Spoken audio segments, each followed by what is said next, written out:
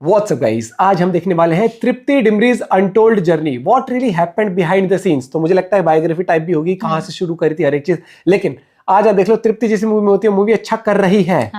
ये चीज तो, और आज के टाइम में बहुत सारी मूवीज भाई डिमांड है इस एक्ट्रेस की, आप मानोगे। तो देखते हैं पूरी वीडियो, 1 2 3 गो। देखो, तृप्ति डिमरी आज की डेट में उन गिनी चुनी एक्ट्रेसेस में से एक है जो अपनी सुंदरता से बॉलीवुड हीरोइंस वाले ग्लैमर रोल्स को भी अच्छे से कर लेती हैं और अपनी शानदार एक्टिंग एंड कॉम्प्लेक्स रोल्स को भी कर लेती है। लेकिन तृप्ति को आज की डेट में पॉपुलैरिटी का सबसे बड़ा रीजन इन दोनों चीजों से अलग बताया जाता है। लोग उन्हें सनी लियोनी की रिप्लेसमेंट बताते हैं। मतलब ये तो फालतू बकवास। Tripti Dimri Sunny Leone in parallel universe हो गया।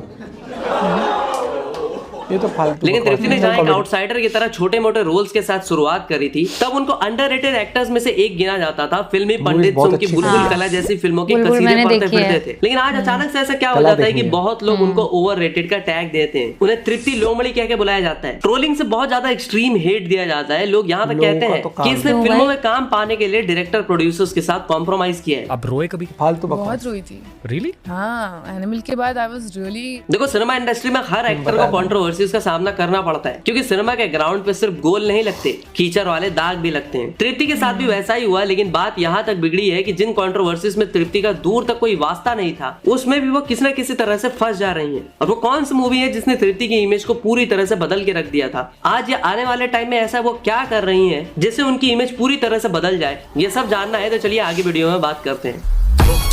Struggles in detail, early movies. तो तृप्ति डिमरी का जन्म गढ़वाल के एक मिडिल क्लास फैमिली में होता है और वो अपनी स्कूलिंग दिल्ली में ही करती हैं। और दिल्ली में ही जब वो कॉलेज में थी तभी उन्होंने मॉडलिंग भी चालू कर दी होती है। उन्हें मॉडलिंग की अपॉर्चुनिटीज मिलने लगी होती है, जिसके लिए उन्हें आगे मुंबई आना पड़ता है। और मुंबई था जहां से वो अपना एक्टिंग करियर भी चालू करती है। और तुम्हें पता ही होगा कि किसी भी मिडिल क्लास फैमिली के लिए अपने बच्चे को मुंबई भेजना, खास करके एज ए एक्टर बनने के लिए, हमेशा मुश्किल होता है। लेकिन थोड़ा मनाने के बाद तृप्ति के पिताजी उन्हें मुंबई भेजने के लिए मान जाते हैं। अब तृप्ति मुंबई में 2015 में आ गई होती है। तो स्टार्टिंग में वो सिर्फ यूट्यूब पे स्किट्स और मॉडलिंग शूट्स ही करती हैं, जस्ट अपने खर्चे चलाने के लिए और सरवाइव करने के लिए। और उन्हें उस टाइम पे कोई मूवी भी ऑफर नहीं हो रही होती है। वो लगातार ऑडिशंस तो देने जाती हैं, लेकिन हमेशा रिजेक्ट हो जाती हैं, डिफरेंट रीजंस दे करके। जिसकी वजह से उनके घर वालों की तरफ से बहुत प्रेशर बनाया जाता है कि अब मुंबई में कुछ नहीं रहा, वापस आ जाओ। लेकिन 2 साल की मेहनत के बाद उन्हें 2017 में श्रीदेवी की मूवी बॉम्ब और सनी देओल की मूवी पोस्टर बॉयज में साइड एक्टर का छोटा मोटा रोल मिल जाता है। लेकिन यहाँ पे उन्हें ज्यादा अटेंशन नहीं मिलती। लेकिन इसके बाद उन्हें इम्तियाज अली की प्रोडक्शन में बनी फिल्म लैला मजनू में लीड रोल मिलता है, जिसमें उनके साथ अविनाश तिवारी भी होते हैं। वो मूवी जब बन के आती है तो एज यूजुअल इम्तियाज अली की फिल्म होती है, तो बॉक्स ऑफिस पे डिजास्टर चली जाती है और बाद में कल्ट बन जाती है। खैर, उस टाइम पे भी लोगों ने मूवी की तारीफ तो करी होती है और इसका फायदा तृप्ति को जरूर मिलता है जब उन्हें नेटफ्लिक्स के साथ 2 और मूवीज का ऑफर मिलता है। वो फिल्में होती हैं बुलबुल और कला। ये दोनों ही फिल्में एक बहुत ही स्ट्रॉन्ग सोशल मैसेज कैरी करती हैं, जिसकी वजह से दोनों मूवीज को बहुत ज्यादा क्रिटिकल अक्लेम मिलता है। और जहाँ लैला मजनू में कहीं ना कहीं तृप्ति की एक्टिंग हल्की लग रही होती है, वो चीज यहाँ से बिल्कुल गायब हो चुकी होती है और उन्होंने एकदम शानदार एक्टिंग की होती है। तृप्ति अब मेन स्ट्रीम बॉलीवुड की नजर में आने लगती है, जिसके बाद से उन्हें बड़ी मूवीज भी ऑफर होने लगती है। जिसमें से एक फिल्म होती है संदीप रेड्डी वांगा और रणबीर कपूर की सबसे बड़ी फिल्म एनिमल, जिस मूवी में तृप्ति का करियर हमेशा के लिए बदल दिया होता है, जिसके बारे में हम अगले पॉइंट में बात करते हैं।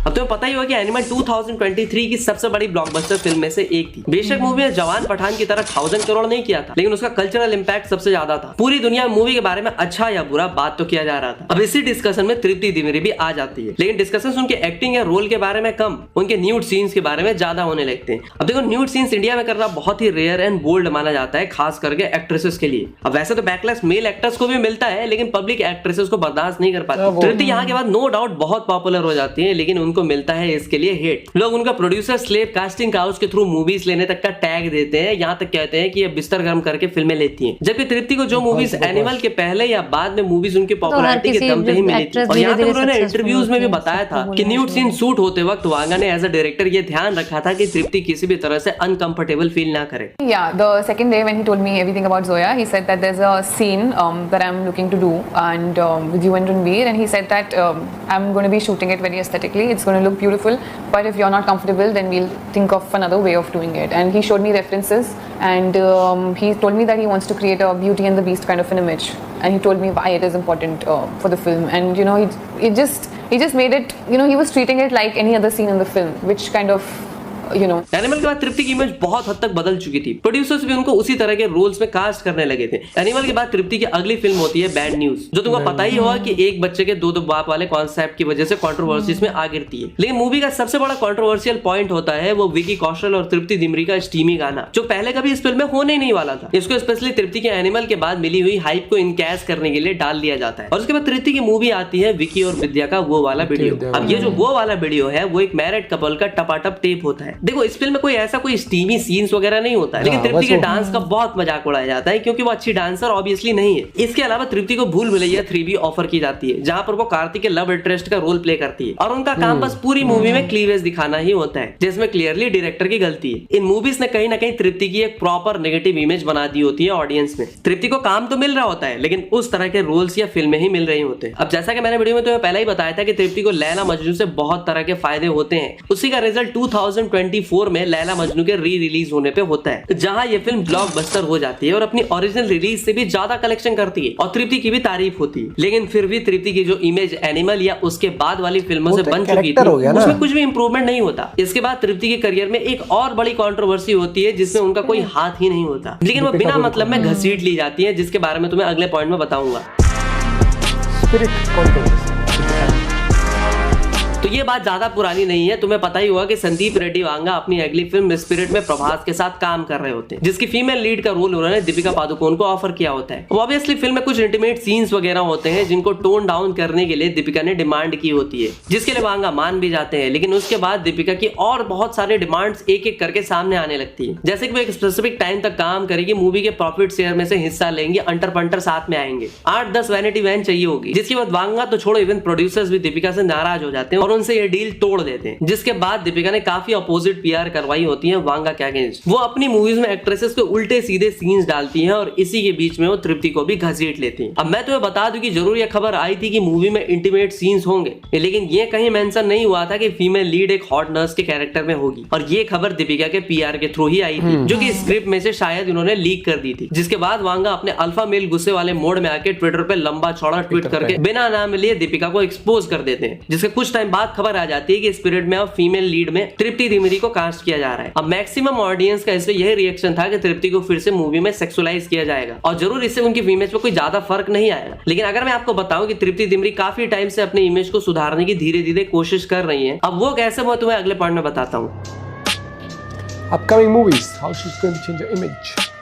तो तृप्ति के एनिमल के बाद कौन कौन सी मूवी आई थी, उसका तृप्ति के करियर पे क्या इंपैक्ट हुआ था। इसी के बीच तृप्ति की एक और मूवी आती है जिसका नाम था धड़क 2। अब मैं ये मानता हूँ कि मूवी फ्लॉप थी और इससे कोई नहीं देखने गया था, लेकिन जितने भी लोगों ने देखी थी इस मूवी की तारीफ करी थी, तृप्ति की भी तारीफ करी थी, क्योंकि ये उनकी बाकी रिसेंट एनिमल के बाद वाले रोल से काफी डिफरेंट था और उनकी एक्टिंग भी काफी अच्छी थी। लोगों को ये बात समझनी चाहिए थी कि कोई भी आउटसाइडर जब इंडस्ट्री में आता है तो उसको पहले एस्टेब्लिश होकर खुद के करियर को सेव करना पड़ता है, और तृप्ति ने स्मार्टली वो चीज करी थी। उसी के बाद वो अपने हिसाब से मूवीज कर रही थी, जैसे कुछ राजकुमार राव ने भी किया था। तृप्ति ने एनिमल और उसके बाद जो भी मूवीज करी थी उससे उनके पास काफी पैसे आ गए थे, जिसकी वजह से वो अब अपने हिसाब से मूवीज कर रही थी। जैसे कि उनकी अगली फिल्म शाहिद कपूर और विशाल भारद्वाज की मूवी ओ रोमियो, जिसमें वो एक गैंगस्टर की वाइफ का रोल प्ले कर रही है। ये रोल सुनने में जितना मामूली लग रहा है उतना है नहीं, क्योंकि वो रोल स्टोरी में काफी इंपॉर्टेंट पार्ट बनने वाला है। और इसके अलावा तृप्ति इम्तियाज अली की अगली मूवी में काम कर रही है, और तुम तो जानते हो कि इम्तियाज अली की फिल्मों में फीमेल लीड का रोल हमेशा से इंपॉर्टेंट होता है, और वो तृप्ति के साथ पहले भी लैला मजनू में काम कर चुके हैं। तो जाहिर सी बात है कि तृप्ति के लिए अच्छा रोल ही लिखेंगे। लेकिन अब तुम मुझसे पूछेगा कि इन सब का क्या फायदा है जब तृप्ति को आखिर में जाके स्पिरिट में सेक्सुअलाइज कर ही दिया जाएगा। तो देखो, इस बात का जवाब मैं एनिमल के एग्जांपल से देता हूं। एनिमल में तृप्ति का साइड रोल था और ऊपर से वो इतना बड़ा रोल नहीं था, लेकिन दूसरी तरफ रश्मिका मूवी में फीमेल लीड में थी और मूवी में उनका रोल काफी बड़ा और ढंग से लिखा गया था, जिसमें एक सीन में वो रणविजय को ढंग से थप्पड़ लगाती है और जलील करती है। और अगर तुम भूल रहे हो तो मैं तुम्हें याद दिला देता हूँ कि वांगा ने पहले ये रोल दीपिका के लिए लिखा था। मतलब कुछ मटेरियल होगा तभी तो वांगा दीपिका के पास गए होंगे। ऊपर से जैसा कि आपको पता ही होगा कि आउटसाइडर्स को बार बार चांस नहीं मिलता खुद को प्रूव करने के लिए। एक फिल्म पिटी और गेम ओवर। लेकिन तृप्ति के एक बोल्ड डिसीजन की वजह से उन्हें कुछ टाइम के लिए एक्सट्रीम हिट तो मिला, लेकिन आज उनके पास ओ रोमियो, धड़क 2, एनिमल पार्क, स्पिरिट जैसी बड़ी प्रोजेक्ट्स के अलावा और भी काफी सारे प्रोजेक्ट्स पाइपलाइन में। तो बॉलीवुड में आके प्यारी समझ गई कि सर्वाइव कैसे करना है और कैसे आगे बढ़ना है। ऊपर से ये अपकमिंग और सारी की सारी मूवीज और रोल ऑडियंस की नजर में आएगी तो तृप्ति की टार्निश हुई इमेज भी बहुत हद तक सुधर जाएगी और शायद इमेज टर्नओवर भी हो जाए। तो चलो, इस वीडियो के लिए इतना ही। बाकी आप तृप्ति दिमरी के बारे में क्या सोचते हो, एक सेंटेंस में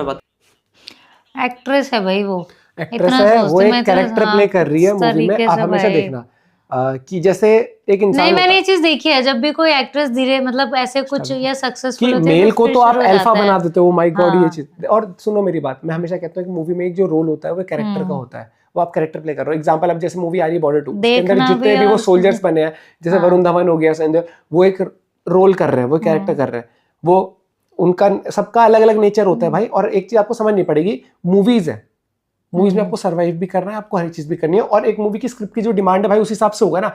और डायरेक्टर भी आपको पहले बता देता है कि भाई ये स्टोरी होने वाली, ये सीन्स होने वाले, तो एक्टर्स कंफर्टेबल होते हैं तभी वो करते हैं, आपसे कोई जोर जबरदस्ती कर नहीं सकता उसके अंदर।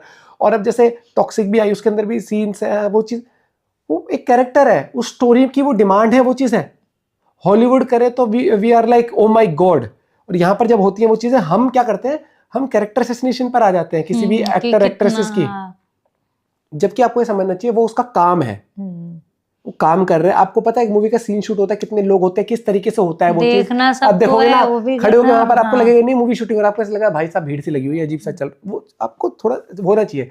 और ये देखा भी था हमने कि जब एनुअल मूवी रिलीज होगी थी उसके बाद मूवी हिट हुई थी, लेकिन तृप्ति के लिए काफी चीजें इस तरीके से कितनी, मीम्स पेजेस पर बहुत सी शुरू कर बनाए गए थे। दिया और जबकि उस टाइम भी हमने एक वीडियो बनाई थी, हमने कहा था कि भाई ये चीज स्टुपिडिटी है।